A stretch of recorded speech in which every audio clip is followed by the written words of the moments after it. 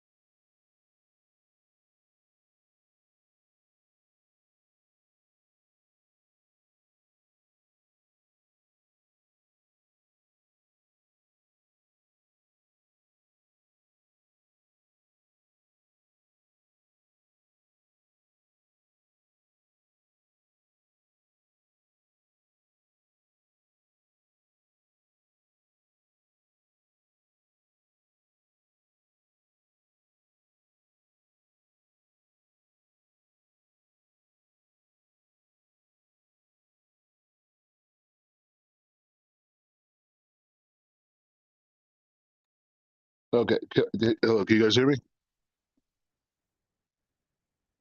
Can you hear me? Yeah. No. Yeah. Can you hear me or no? Yeah, we can hear you. Okay. All right. So yeah, we have this big event happening on Shabbat. So a guy called me, and I just want to make sure like nothing got canceled or something. So I just had to take this quick call. Anyways, so the Abraham Accord is a big thing. So the whole basis is like, doing a documentary, which is like it's not a very expensive thing, but like because it's not like a movie, it's just interviews, and because of AI and all types of things and stock footage, be like very comprehensive in terms of visual. And then that coalesces into what's it called, the VCR, like the virtual reality. I mean VR, the virtual reality stuff. I don't know how much you know about that, but so we have the documentary, and then once the documentary is done, we go on a tour to different countries that are in the Abraham Accord, or countries that are almost in the frame of the Abraham Accord, and being able to basically go into these places, do virtual reality experiences, along with the showing of the documentary, and then also bringing different groups together, Muslim, Jews, and Christians, and who are social media influencers, and have them come out in these environments as well. Probably a lot of musicians, type of a thing, and then have them do content, and there's a whole campaign around it. So the idea is to reach like tens of millions of people, and to really talk about the Abraham Accord, and to really make it tangible, and really show like on the ground, what it looks like in the Temple Mount is a big thing. So I'm really like pushing that idea, and really reaching out to a lot of you know very high level officials here, like in Israel, like to collaborate and to partner and that type of stuff. So I mean, so I'm just kind of like giving a framework of like just kind of like what's going on. So like the media, me writing about foreign policy from a spiritual perspective, right? Because I think that's one of the things that's missing in these conversations is consciousness and God and connectivity and the soul, and all these different types of things we talk about, but really incorporating that um, into diplomacy, internationally, from a Israeli perspective, from an American perspective, and then grassroots projects like the documentary and the tours, bringing people on board on multiculturalism, um, intersection. I think they call it intersectionality. I'm not saying it right, whatever.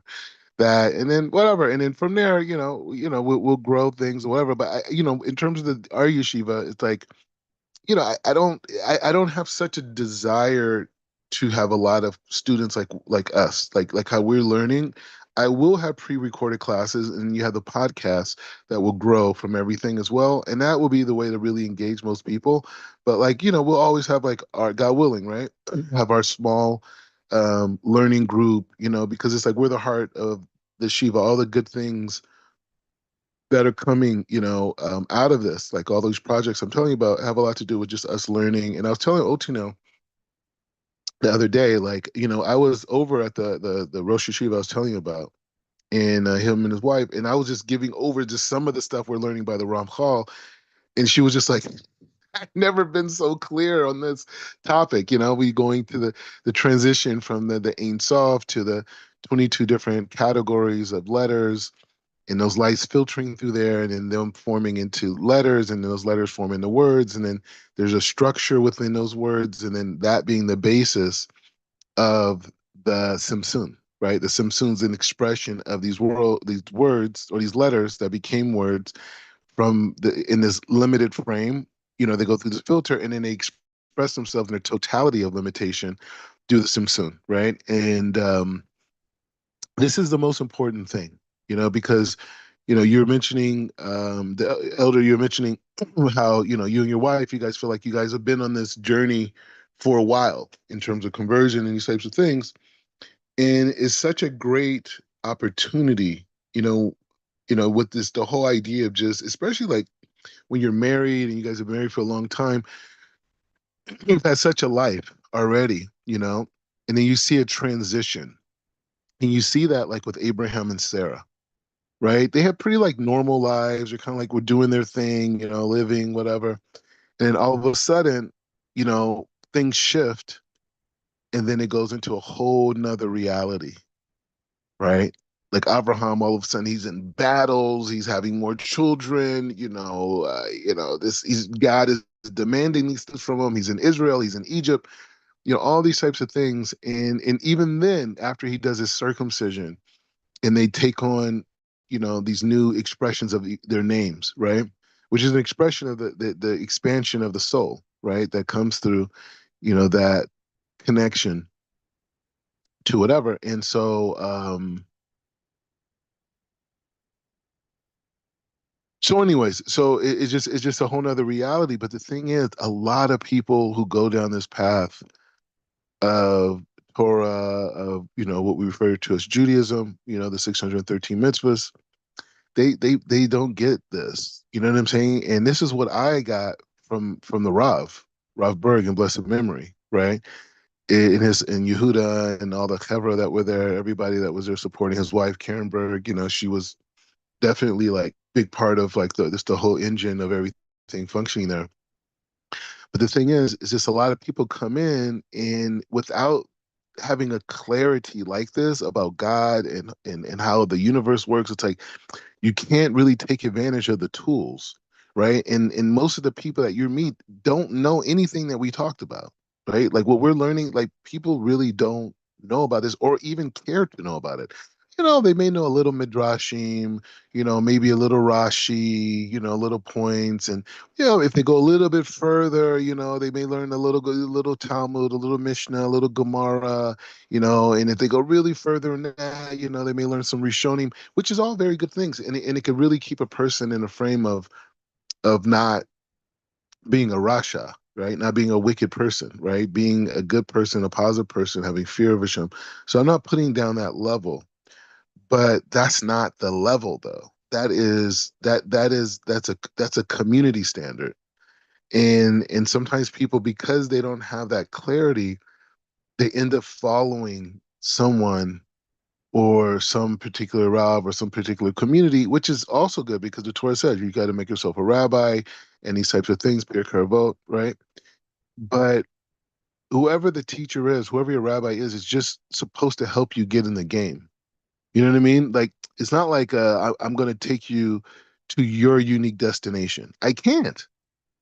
You could be inspired by me being on that path, but like, what was Rav Ashlak's name? Bal Sulam, right? the master of the ladder. Why is he calling himself ladder? Because he could get you up to that point, but once you get to the top of that ladder, you gotta walk in on your own because you have a unique destiny, right? You have a unique destination. And that's why I'm really like passionate about like, people integrating into the community, right? Because if you don't give people that opportunity, they can never swing back and say, hey, well, I want to do it like this, or I want to do it because the Torah is a journey, right? We learned that through Abraham and Sarah, right? It's a journey.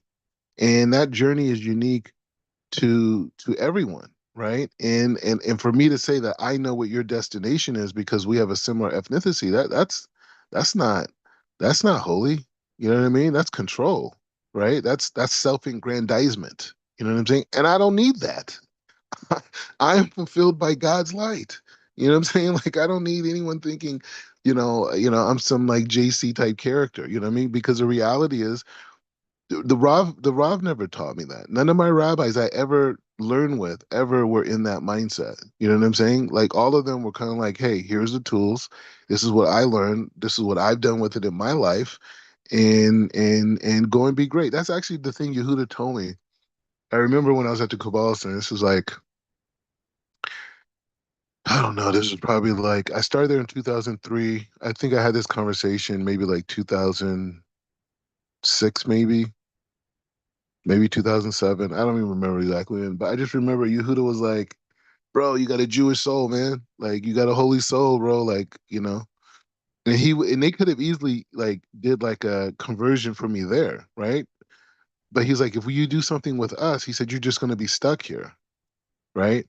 That's what he told me, right? I mean, like this is the Kabbalah Center, the place they call a cult, right? He's like, yeah, like if you do this, you're gonna, you always just be here. This will be your whole thing. He said, but if you said, but go out and he said, go and be great. He told me that, but I didn't even when he told me, I didn't listen to him. Then it's not like I was like, oh man, I'm out of here. I'm going to go and be great. It was like 2007. I didn't really like really branch out from the Kabbalah until like late 2008, 2009. You know what I mean? Like it was still like, bro, what do you want me to go and be Jewish, bro? Like I mean, I didn't come here to be Jewish. You know what I'm saying? Like I was like, what? But his argument to me was like, you've been here all these years. You come to Shabbat every week. You know, you're learning. You're volunteering. You're doing projects with me. You had all the holidays. Your family even ended up coming. He says you got to find a girl that wants to live like this, right? You can't. You know, what are you gonna do? You know what I mean? And the only way to find a girl that I mean, like you guys are married, so it's different, right? Your wife's already with you, but for me, I wasn't at the time, right? And in fact, you want to share something interesting? The girl that I was dating at the time was Jewish, and I she went to high school with me at Calabasas. And when I got really involved in Kabbalah, she came to classes, came to some classes, Shabbats, whatever, blah, blah, blah. And even eventually, like I think even her mom came up there a couple of times. But when it came to me converting to Judaism, I'll never forget this. Like, because I was like, because for me, again, it was not about religion. It wasn't like, oh well, I'm gonna be Jewish and I'm gonna be. I didn't even know nothing about the Jewish community. All I knew was a Kabbalah Center and Rav Ashlag, the Ari, Rav Berg, Rabbi Brandwein, the Zohar, very similar to Otinel's dynamic.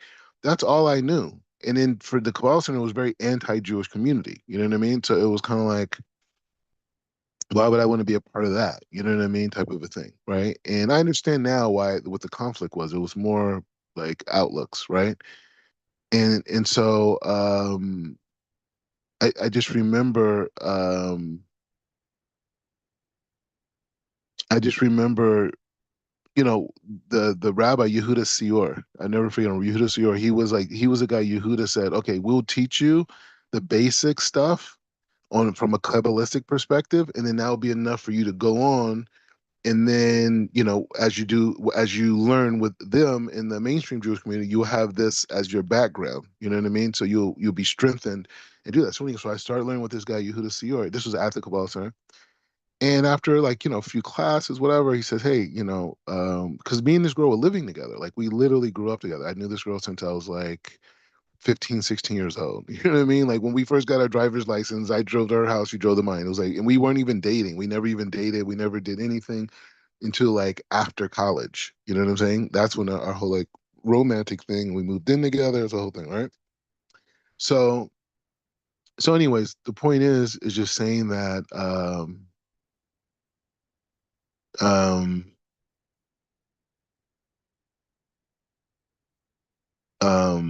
so anyway, so he was like, yeah, so bring her to one of your classes, bring her to the class with us, right? And so I was like, yeah, perfect, right? I'm thinking like, I went to school with her. Like, this is like amazing. Like, I'm coming from a Muslim background. You know what I'm saying? And like, I'm sitting here talking to her about Judaism. What I'm about to tell you, you won't even believe it. Okay, you won't even believe what I'm about to tell you. So, anyways, and what you think I'm gonna say something, you're like, wow, that's crazy. And then it gets even more like extreme.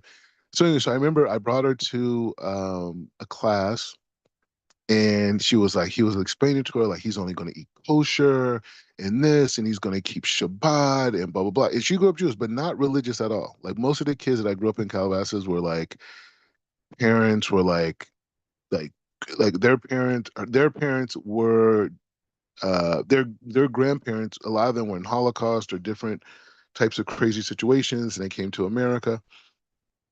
Like the girl that I was dating, her dad was Israeli, her mom's Russian, and I think they met in Israel or something like this. He was like a soccer player there. It was like a whole thing.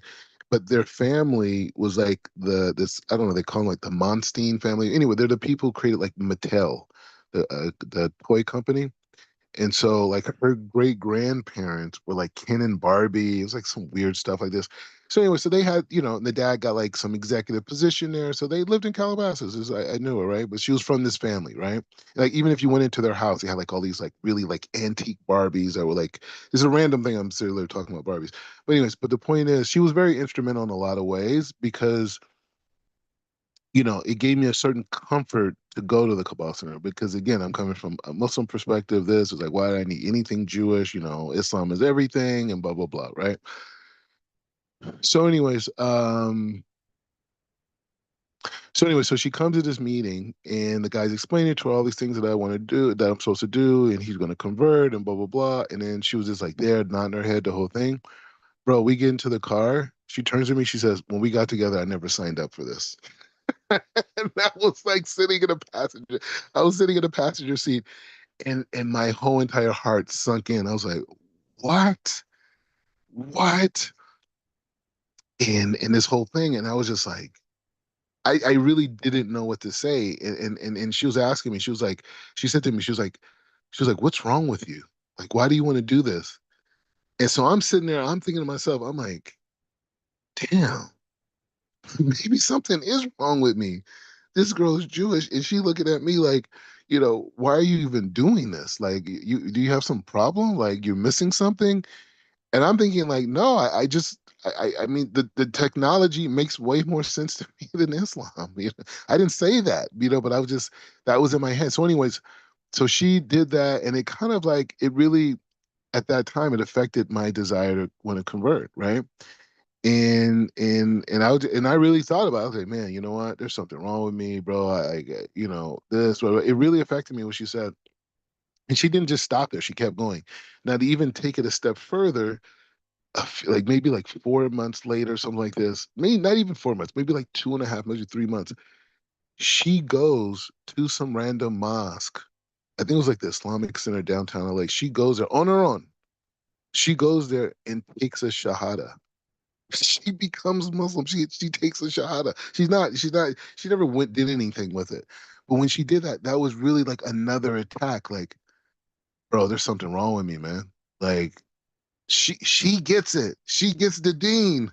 There's something wrong with me, right? And um and so anyway, so we went forward, and I don't know, we had a relationship, and actually we got a marriage license. It was a whole big mess. We never actually had a wedding, but that was my relationship. And then we broke up, and as soon as we broke up, I had like a TV show, and it did really well. I mean, I was making a lot of money, and I just remember one day, um, One day I woke up and we were broken up, right? And yeah, this amazing, apartment, in Los Angeles. And I just remember waking up. It was big too, because we lived there together. She ended up moving out. I stayed there. And I had this massive wire deposit came into my bank account, right? And so when she moved out, she took the car. Like we had like a decent Mercedes, whatever type of thing. Now, you had to have a nice car in LA. It's a thing, you know what I mean? And I just had this massive wire deposit came into my account, and so I just basically called a taxi and I went right to this car dealership, right?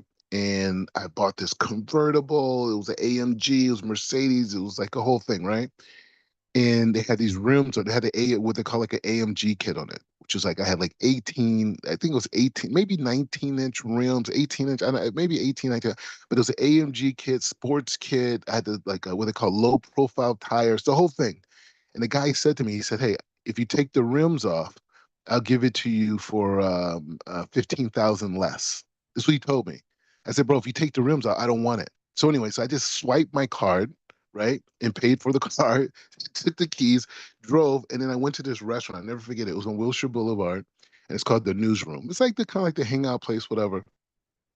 So I remember I went in there and I just ordered tons of food. Like I didn't even want all that, just tons of food. And I was just sitting there and I was looking around and it was like all these other guys, like business guys, some of the guys I even recognized from different companies, whatever. And they were just there eating, this was like before like smartphones was like a super thing, it was over 10 years ago. And people were reading newspapers, whatever, and they were just kind of like these guys sitting by themselves. And I know that they made money. And at that moment, it was just kind of like, this can't be it, bro. Like this can't be it. This can't be my life. I can't be looking for another movie, another TV show. I can't, because it was at that moment I had a choice. It was really a choice in my life. Like I could keep going and keep pushing it, or I could revisit this idea of converting. And lo and behold, at this time, a friend of mine, this guy Yosef, I think I mentioned this in the share actually, listen to, he came to me, he's like, bro, come to this like Ishitor. Ishitor is an organization. They do a lot of outreach. It's kind of like Chabad, but more like what they would say Litvish, like black hat and that type of thing, or a different type of black hat. And he just invited me to some lectures, whatever. And anyways, the point is just saying that that was like kind of like the beginning of me just deciding like, you know what? I have to do this. Like it was just inside of me. It was just like it was no like it wasn't really so much free will. You know what I'm saying? And it's just like I just was not enamored by making more money. You know what I mean? Like it just was not a thing. And also too, like making a lot of money is not like such a thing because you got to do stuff with the money. You know what I mean? That means you got to buy property, you got to, you got to do stuff, right? And even when I was younger than that time, it was like I always wanted to just make enough money to do what I wanted to do because I wanted to travel. I wanted to do things like I came to Israel in 2004. After that, I went the next following year. I went to Saudi Arabia. I made Hajj out there. I went to Mecca, Medina, that whole thing. And after that, I traveled in Egypt, different places. I was, my soul was always desiring more.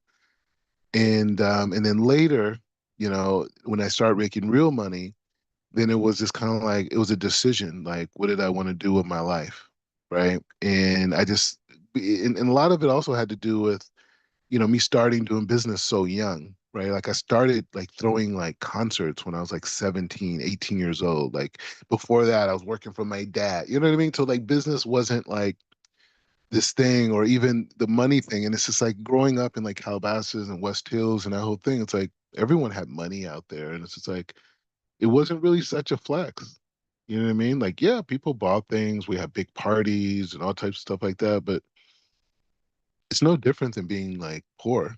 You know what I mean? Like, routine is routine. You know what I'm saying? Like, people think, oh, well, I can go in the refrigerator and I have all this amazing stuff, or I go in the refrigerator and I have very little. So you say, I want to be in a position that I have a lot. But you know what? There's something to be said about having a little and striving to get more, right? That's also a thing, right? So, you know, repetition, no matter what level you are at, people try to make you, you get desensitized. You buy the newest car, I don't even know what type of cars they got now. I'm just getting back into like normality literally over the last year. You know what I mean? Like literally the last year. And even I had like an old iPhone.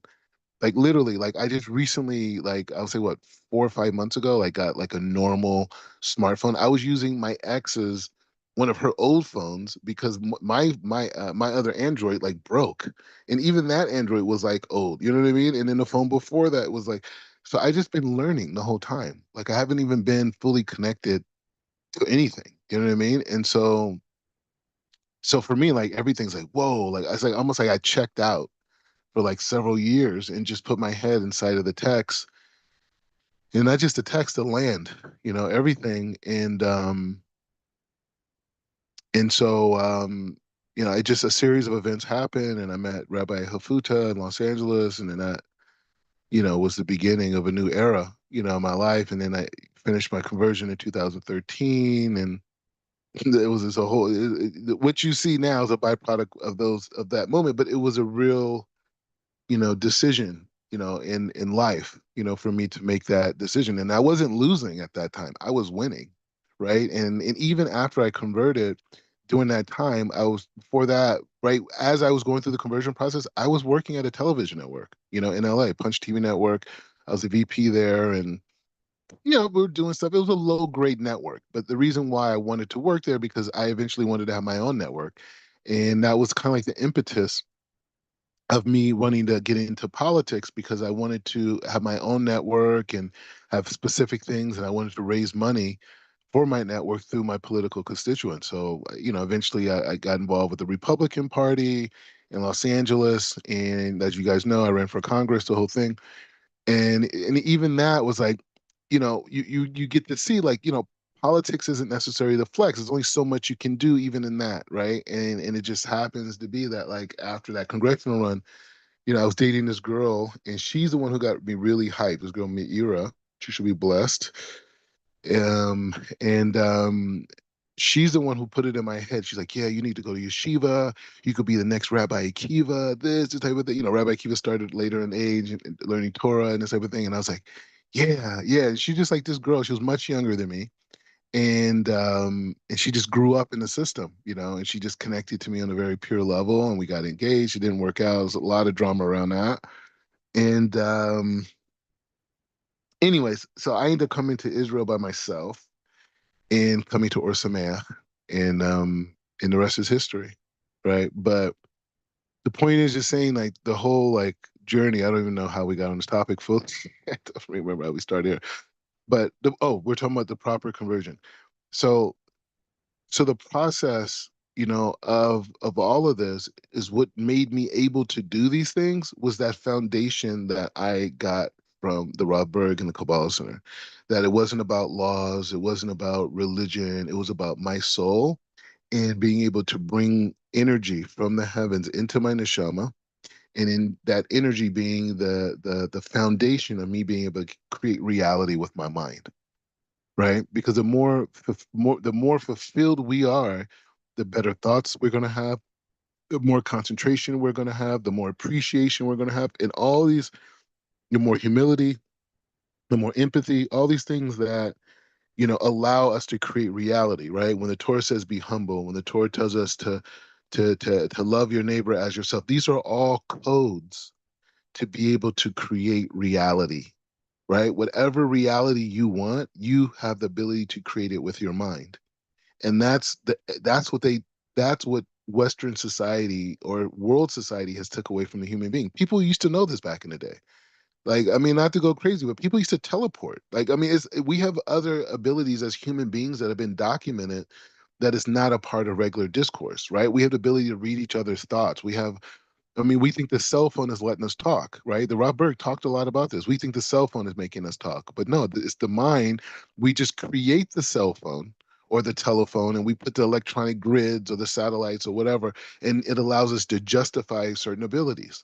Right, the Rob used to say people could walk through walls. Like it's not like all these like things that no, we can't do that. Humans can't do that, bro. Like even scientists would say we're only using a small part of our brain. So as humans, we have so much potential that's never tapped into because we live in a system that wants us to think of ourselves as bodies and skin tones and economic brackets. They don't even want us to imagine anything around the human being other than this fixed reality that they want to give us in academia, right? And I'm saying it as having family members who are professors and academics for generations, right? It's fake. You know what I mean? It's only there to make us in the working class. It does not give us the ability to explore our gifts, explore our abilities, to explore human potential. Human potential is not even in the conversation. And that's what the Kabbalah brought out. That's what brought, like, wait, there's more to me, that my neshama, this, the whole thing. So I wanted to be a part of that discussion, right? Because, okay, my parents, became Muslim, one God, submission, and I'm not putting it down because it created the environment for me to get here, right? So you can't bite the hand that fed you, right? But it's just to say that was their level, right? And they were coming out of Christianity, right? They were coming out of, the church and believing in idols in essence, you know what I mean? And some, Jewish guy on a cross is going to come and save you. You know what I mean? It's like, so they came out of that, which is like probably just as great as, or is just as great as me starting where they were at in Islam and growing and becoming what we call an Orthodox Jew, right? And a rabbi and a teacher and a judge and all these things, right? So it's just saying that,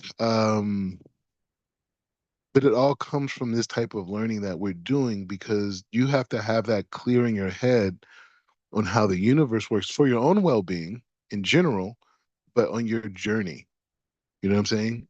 And in this journey that you're on, you have to know what you're doing because you may be around a lot of people that aren't holding there, but you could still break bread with them. You could still eat. Now, you may be drawing something greater down in your mind, right? But the point, I heard of a good story. It was about a guy who was traveling and it was like an emergency trip or whatever, and I think it was like one of his parents' like death anniversary, and he was nowhere close by a synagogue or whatever, but he wanted to do something to send energy. You know what I mean? Like when it's someone's death anniversary, you want to give tzedakah, you want to learn some Torah, you want to do something nice, something to create energy because that energy you create on a person's death anniversary literally creates angels that go and give a testimony on behalf of that person in the heavenly courts because every death anniversary of a person they go to court and they're judged on different levels of sins, right? Not just in this lifetime, even prior lifetimes. And so when we do things for them, it becomes like a support. So it's a story about a guy, it's a Chabad guy, and it was a death anniversary. So what did he do? Like he said, okay, I'm traveling. There's no Jews around, to do this. So what did he do? He went out. He bought some drinks. He bought pizza, and got like like one of these radios with a speaker.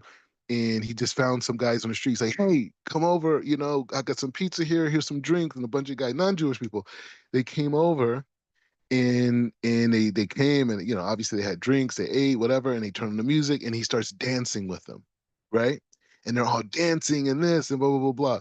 Now he was dancing for the sake of his ancestor, his parents, right? In that death anniversary and seeing that energy. But the people next to him, they don't even understand that reality, right? Like if he said to them, "Oh, we're doing it in the merit of my," they wouldn't even. What are you talking about? The merit of death anniversary. So he didn't mention that, but they were all dancing together, right? So you could be with people and you could be doing the same exact thing, but your mind is somewhere else. Your consciousness is somewhere else, right? And so the learning that we're doing is building that muscle that no matter where you're at, your mind's going to be where it needs to be at, right? You're going to be clear on Shabbat when you're making hamotzi. Some people think they're just blessing bread. You're going to understand that the bread is a vehicle for you to bring down the light of hamotzi lechem, min haaretz, right? You're bringing down that light. That bracha itself is 10 words, right? That's 10 words in that bracha for hamotzi, Shabbat night, right? That's connecting you to the 10 spheroids. And we know where that's coming from. We're learning about it inside. We're learning how the spheroids are being created. It's over. It's over, right? And this is Ramchal's testimony to all of us Jews, right? These are like the secrets of the reality. But the point is saying this is what we're building, because at some point you're going to be doing this on your own, right? I mean, yeah, we always, God willing, we'll have classes for forever to after 120 for all of us, right? We'll have a 40-year, 30-year Habura, right? Just like learning, but you're still going to have to be in a community, and you're still going to meet people that aren't holding and people who don't have the right consciousness. And you can see, like, it's not that someone's racist, it's that I'm actually holy. And the same thing that another guy who looks just like him is holy is going to get the same pushback, because there's different types of Jews, right? The Tanakh explains it. Not every Jew is righteous. I mean, that's just what it is, right? This guy Tovia Singer said this to me once. He said, "Hey, when you see a Jew acting a certain way or being negative or whatever, you have to say Baruch Hashem." Why? Because the Tanakh, that's an expression of the Tanakh. Now, there are righteous Jews, right, that will see you and see the righteousness in you and run, but some won't. So how do you navigate in that reality? How do you prepare your kids for that reality? We're going to go around talking about equality, justice. Kobe, come on. That's for the non-Jews. But if you're clear in your relationship with God and you have the tools to be able to understand how the system works and how you work within that system, then you're good. You could navigate. You don't think I got haters? You think people will be like, you hear this guy, this black guy is telling me what to do. He's sitting up here, because I'll pull authority card. I'm the authority here. I will say that. And especially with some of these women, older women, they don't like that. They don't know how to handle that. They don't know how to handle someone like me, who they were when they were living as a non-Jew, right? I'm talking about the ones who, like, came in as a non-Jew. Now, this black guy is telling me what I can and can't do in Judaism. This guy is giving me rebuke. How? That's difficult to accept that. And then there's people who grew up Jews that never even been around African Americans, right?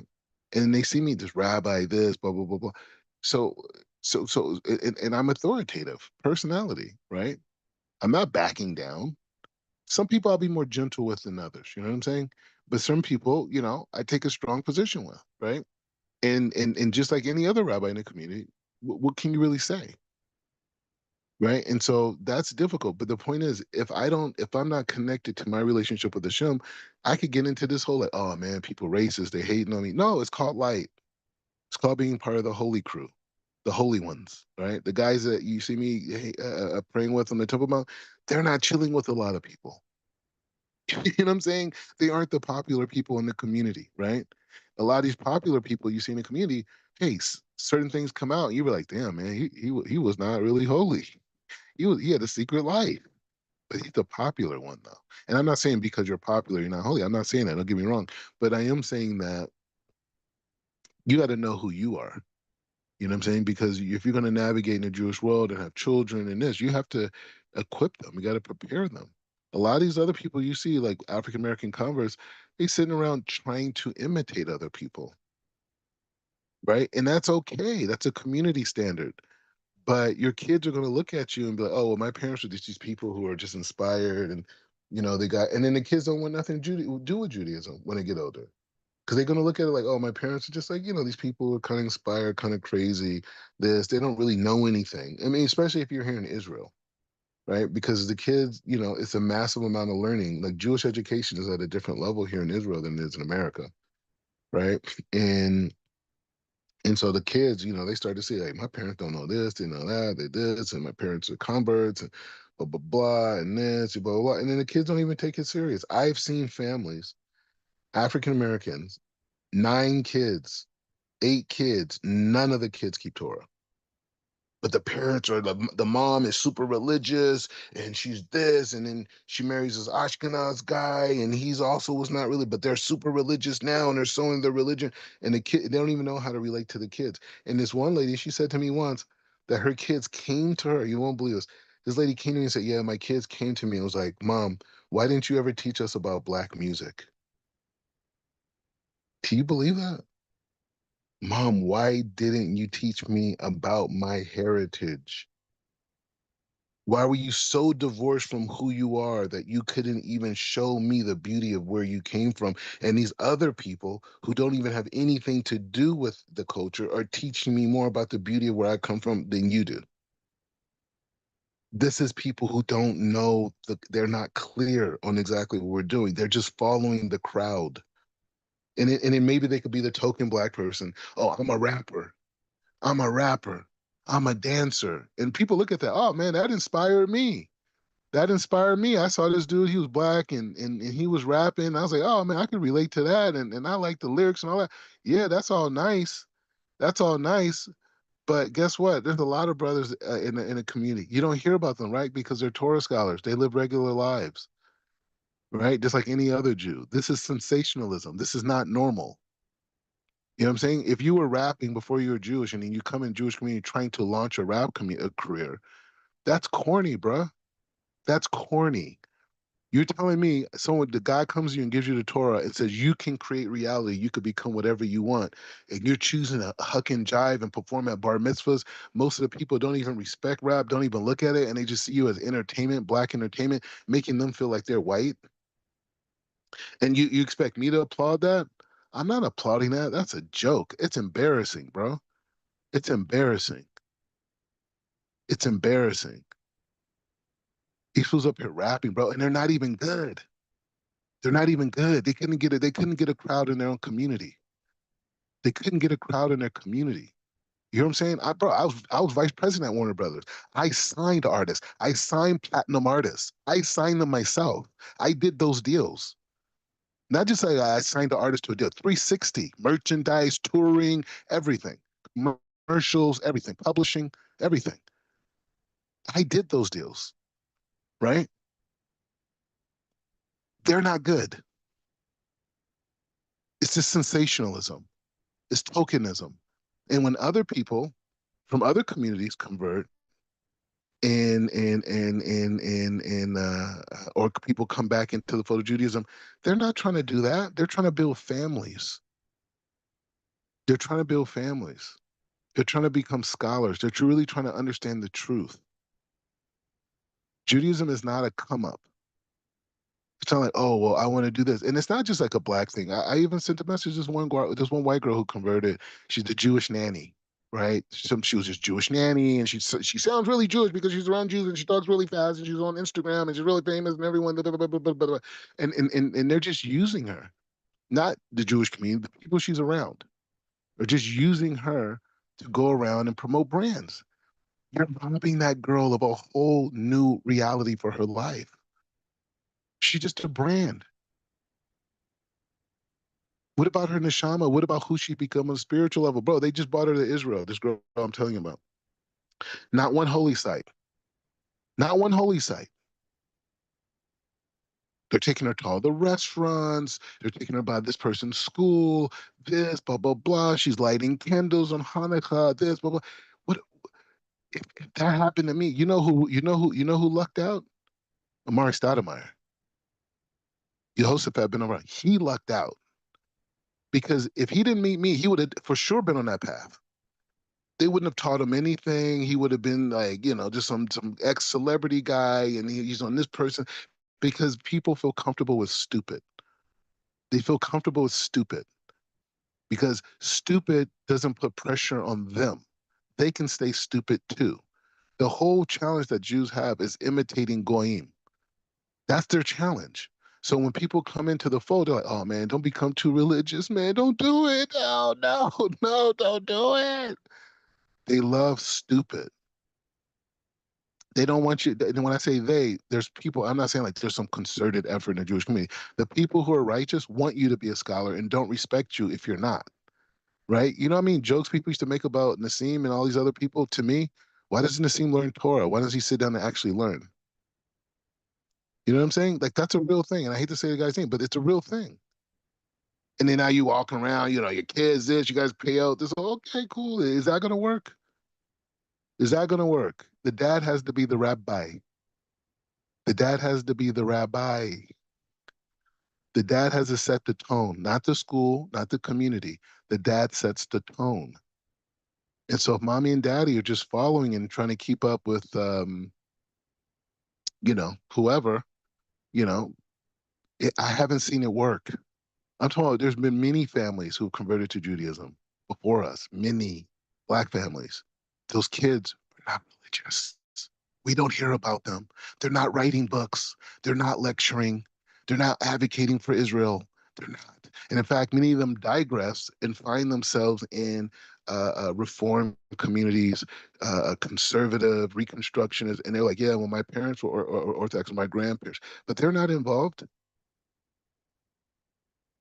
Why? Because exactly what I'm saying to you. If you don't have a foundation in the love of Torah and you don't see that as a mechanism to create reality for yourself and your family, you're out. You're out. You can hang out. Everybody loves black people. Everybody loves black people, and especially love stupid black people. Why? Because there's no pressure. There's no pressure. Well, you tell me LeBron James is now a Torah scholar? Oh, hell no. Hell no. Come on now. You can have everything. So you see a guy like Omari, right? Omari's he's a Torah scholar, man. He's inside the text. He's growing. I'm not sitting here telling him what to do on a day-to-day basis. No, he got to figure it out at this point. He got married to a nice Jewish girl. Uh, I think she's like Caribbean or something like this, Black Caribbean. They just had a kid. I mean, I think they had a kid by now, but I'm not. I'm on to the next thing. I'm dealing with you guys. I'm dealing with other things. I'm not like, oh, I got to keep Amari next to me. No, let the boy grow. Let him make relationships with other rabbis. Let him build. So there's no control thing by me. Let him go and be great. Go and be great. That's what someone said to me. So why would I say that to someone else? Go and be great. Go and be great. How great can you become? How big can you become in Torah, in Midot, in Mesilat Yesharim? How big can you come in that? How big can you come in your character? Not putting on an act. So, because you could create anything you want in the world. You want $1 billion? Go and get it. Let's go. Let's go. Let's get it. You want to be the president of the United States? Let's go. Let's get it. What do you want? What do you want to do? What do you want to accomplish? What do you want to see the world? When I'm on the Temple Mount, that's out of this world.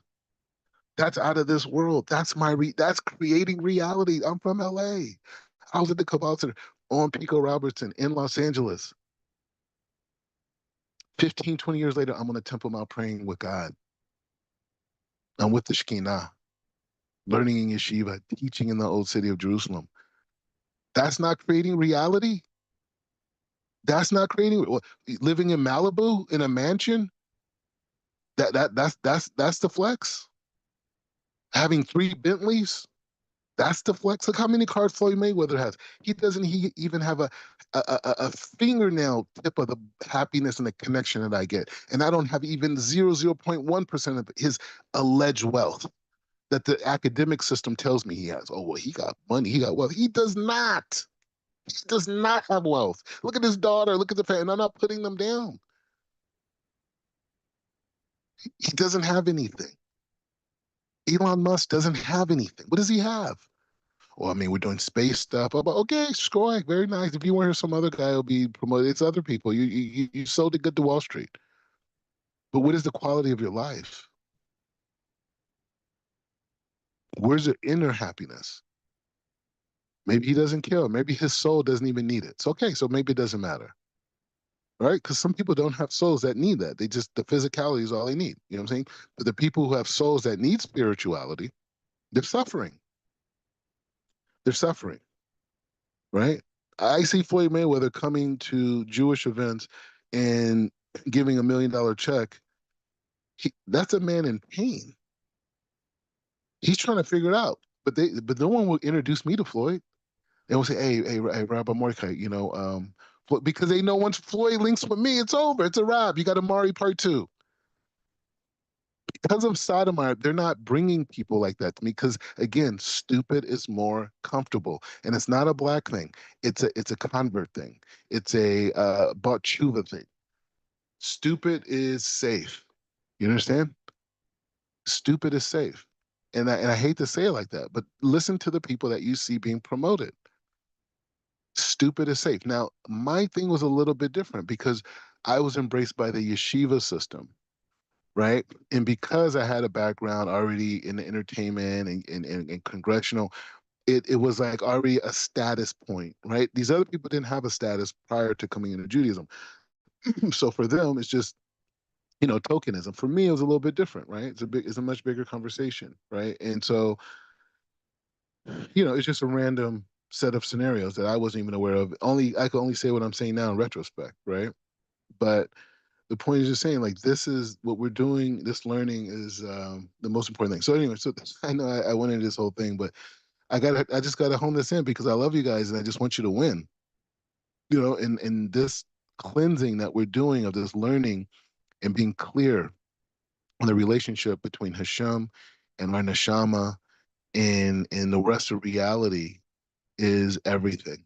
This allows you to understand the Torah. It allows you to appreciate where Rashi's coming from. It allows you to appreciate what Tosfos and the Rit and all these other great commentators that we haven't even tapped into. As you go, you can see their perspective, like, okay, I know where he's drawing from. I know he's getting that from. You don't, because even guys in yeshiva don't even get this. The guys in yeshiva learn how to learn Gemara. They learn how to learn the Talmud. It has its own language, has its own structure. And it's very good. It's very good. It's very good. But without this other part, is that now Chief Rabbi Pinchas, he's very good in that way, right? Because he's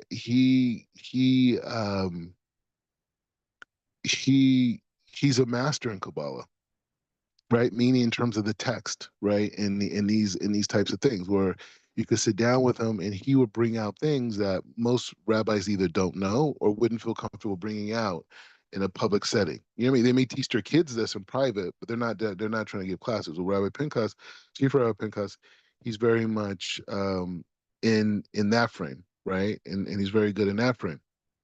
And so that's if you're able, to learn from his classes. But again, it's still, in my opinion, it requires background to really connect to where he's really at. Now, he's a very nice person. He's a very kind person. So, he'll talk to anybody. He'll give classes. But I don't know how many of the people actually are connected to him or actually connected to his teachings versus the sentiment of the movement, right? The African, the Bantu, all that type of stuff.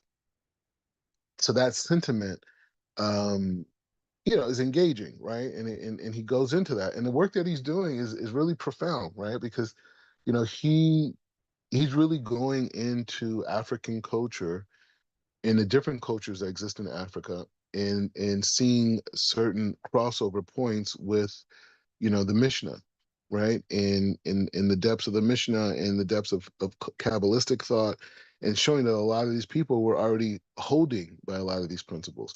So the work he's doing is really ahead of its time on a lot of levels. But other people have done that. People did it in Europe.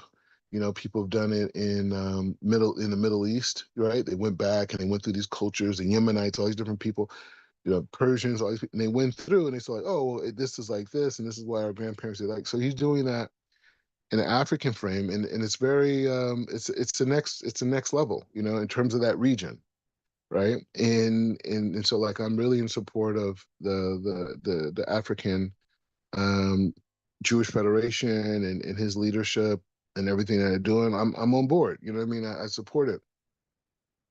However, the issue in North America is a different set of issues, right? It's a different set of issues in North America because you're dealing with, well, is the issue me as a rabbi in North America, like, is my outlook dealing with the black issue? Because the black issue is a real thing, right? It's like it's over 150 years. Okay, number one. Number two is, you're dealing with the transatlantic slave trade, right? And then you're dealing with the tribes that were in Africa that, were Israelites. And then you're dealing with those migrational patterns all the way back to the temple, right? And these are all real things. Now, in North America, the question is, how do you deliver that? Right? And then not only that, as a leader, is it really just about that?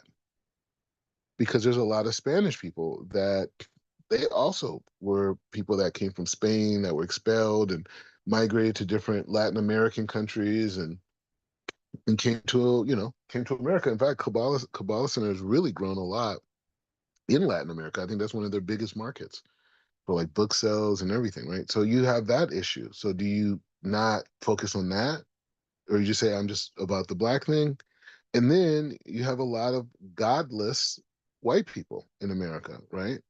Who, are also hurting and suffering.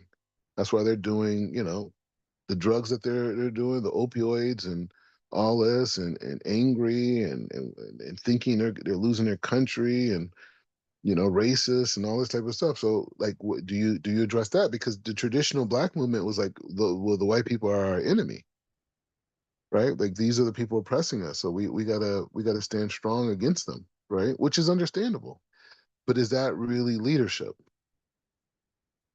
So these are the things that you have to address, right? And then fundamentally, there's a big separation between church and state, in America. And so how does that affect the climate of religion in this? And then you have science, you have a lot of factors.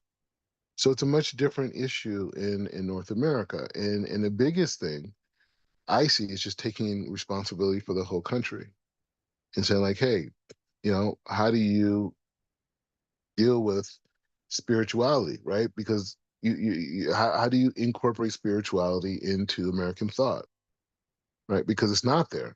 Christian, Judeo-Christian values, right? Values are incorporated, but not spirituality, right? Because, like even the issue with Latin America, with America, how does a president, how does the United States get these people on board and seeing us as a unified front? Right? These are real things, right? These are real issues. Now, I could just say, oh man, I'm a black leader. I'm the chief rabbi of the African American community. Let's go. I'm in Israel. I'm in Jerusalem. I can't think that small. Sorry. I can't. I can't. I can't. I can't. I see responsibility for all of humanity, right? That's what a Jew is. That's what B'nai Israel is. We are responsible for all of humanity, the whole Olam, even the stars, even the other planets, even the other galaxies. We're responsible for all of that. You know what I'm saying? When we're praying, our prayer encompasses all of creation. We're learning the Ram call. He's saying the straight line of God's light is expressed through Israel and the ministering angels.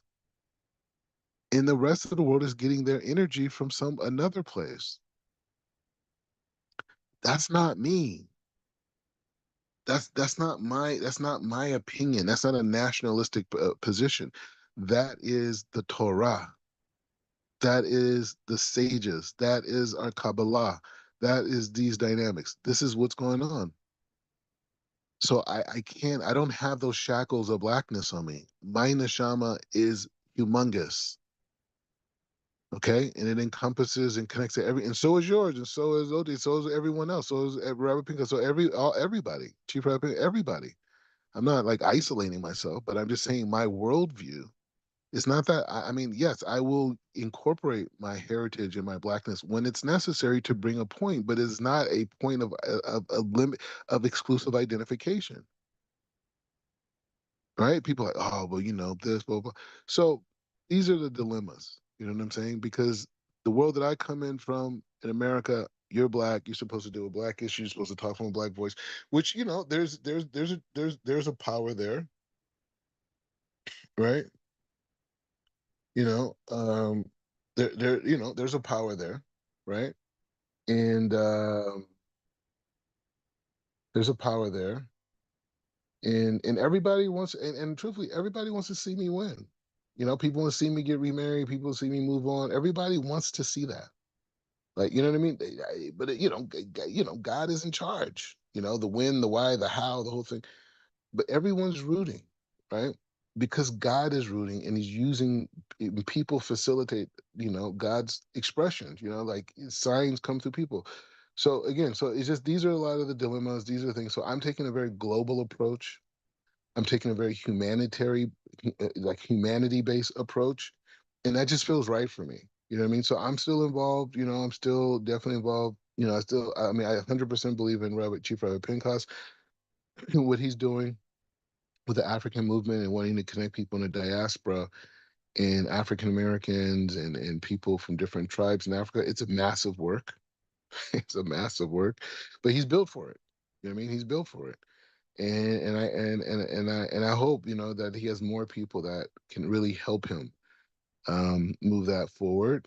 and really build out, not just people who are down to follow, but people who really could actually bring real skill sets and these types of things to support because he's carrying a big load, by himself. He has a big family, all types of stuff he has going on. I can only imagine. So I'm on his team and I support him publicly, here in Israel. I live in the old city now, so a lot of people know I have one of my smichot is from Rabbi Pinchas. So people want to know what's going on, and so I'm a big defender of him and the organization and his work here amongst the rabbinical circles and in public discourse. And as time goes on, I'll be able to incorporate him specifically into different platforms that I become privy to, and that's it. But not but along with that, but my personal worldview in my organizations and my alliances are very much incorporating what he's doing and in other aspects as well. And so it's not a separation point; it's a unity point. It's just that what I'm doing is just more expansive than just one area, right? And I'm not saying he's in just one area, right? I'm saying even the Jews in India, we haven't forgot about them. That's a whole thing in itself too, right? We got to figure all these things out. So that's where I'm at in that. So anyway, just try to get some of the learning in, but I don't know. Hashem put it in me to say these things, bro, because it's like it's a big deal. This is not just like a great concept. This is like life life perspectives that um life perspectives that you know that that we need. So we'll just start a little bit on Ramchal because we finished the last chapter. We finished chapter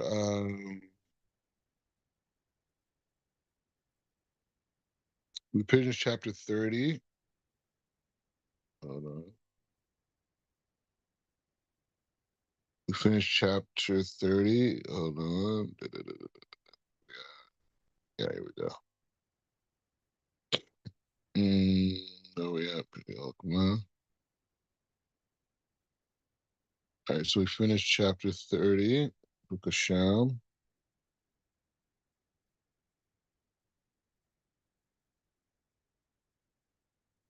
Hold on.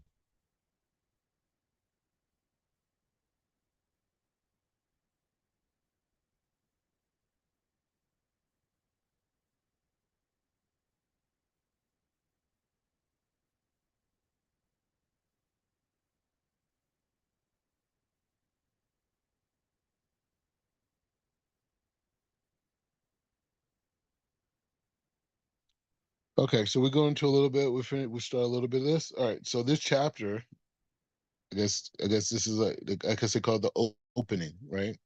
Adam Kadmon. Okay.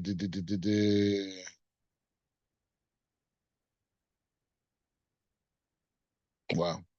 All right, so he's already starting. He says he's starting off. Who said there? Harishon Shel Gilui Shem. Okay, so he's saying the entire government of the universe is ordered under the four letters of the name of Hashem's name. All right. So it says Seder Rishona Shekabel Haor Ha Nitzal Le Ma Le'amod Le'amod Beisara Ashrei Sfirot. Okay, hold on.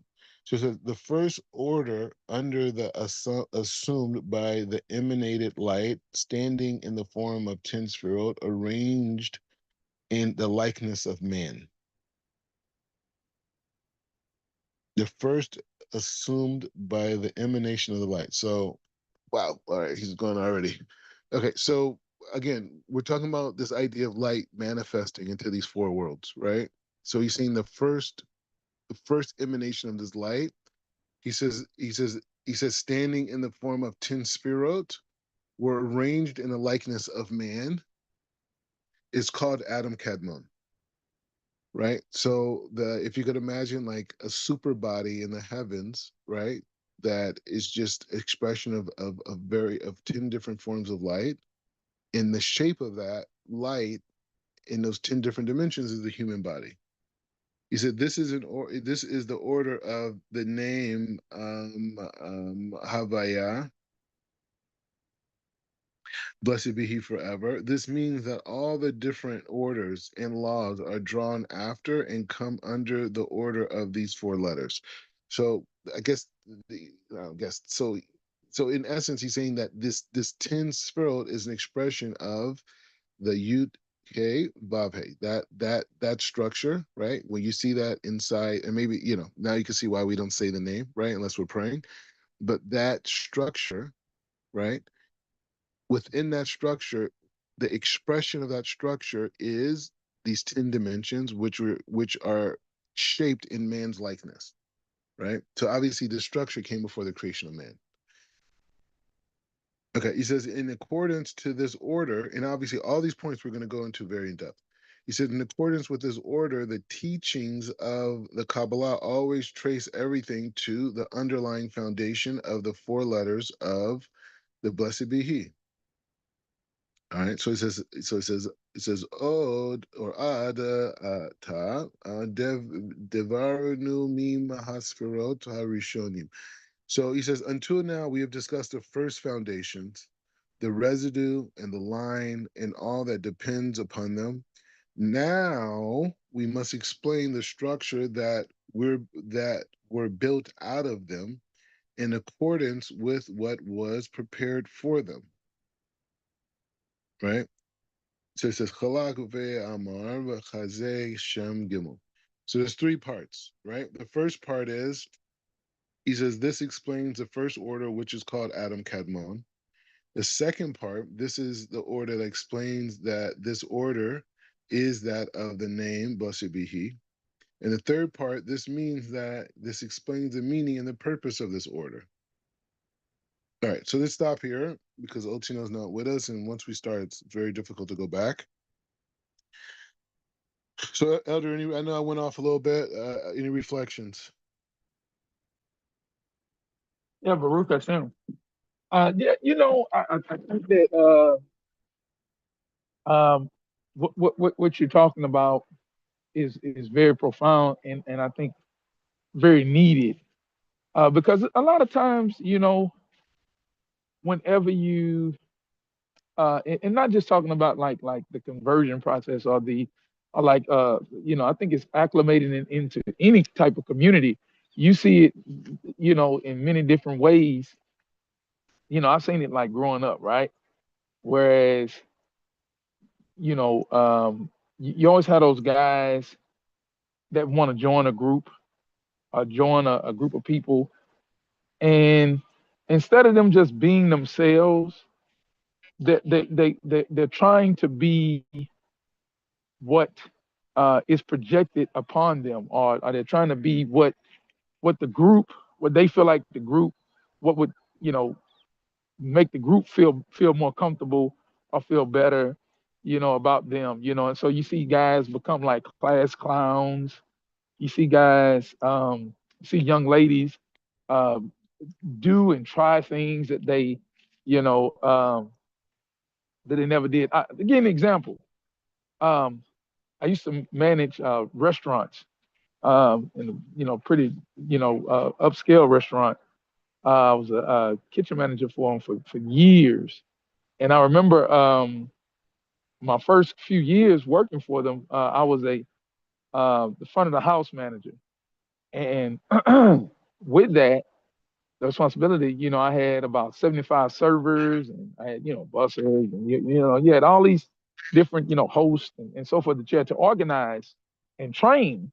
And I remember majority of my servers were, college students, freshmen, got trying to make some money. And then they had some older people, some seniors that were that had been in that business for a while, and it was interesting to see those new guys come in, and they come in, they're fresh, they're excited about life, they're not out partying all night, they're very focused.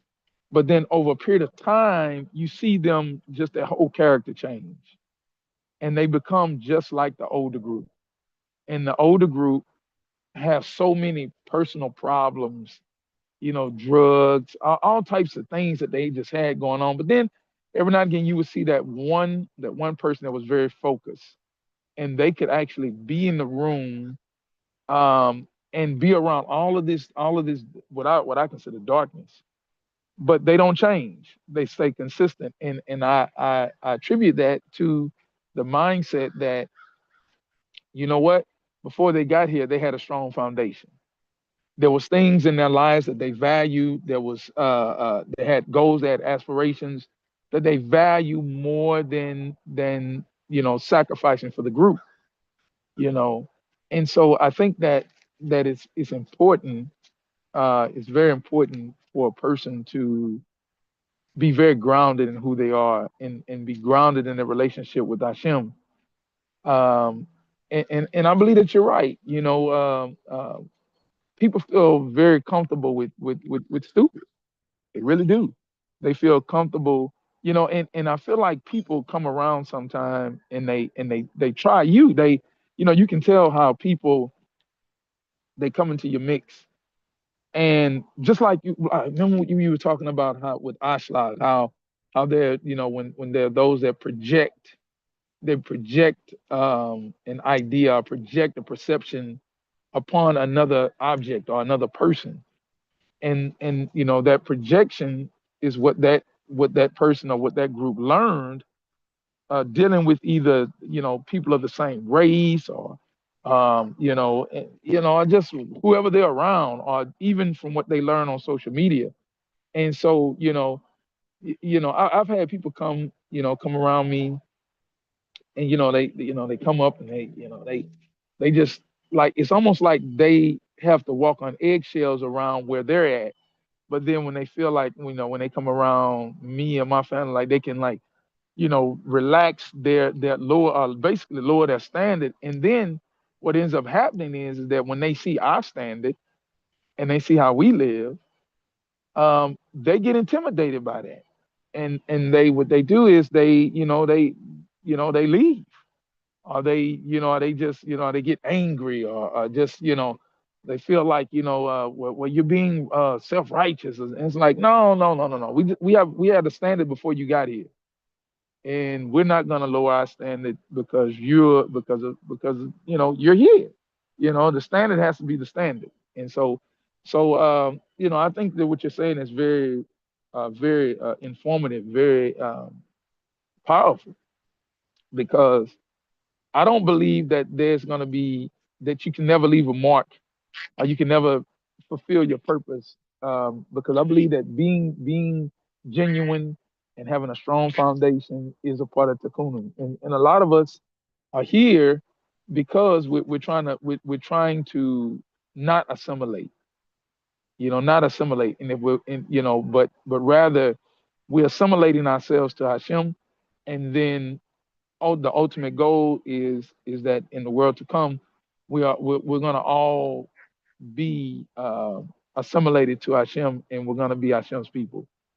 And so it's not like we're trying to fit in right now. We actually, we're supposed to, you know, if you see a crowd of darkness, or and if you fit in, and you're very comfortable, and they're comfortable with you, you got a problem. I think, we was reading about the prophets, and the prophets were very secluded people.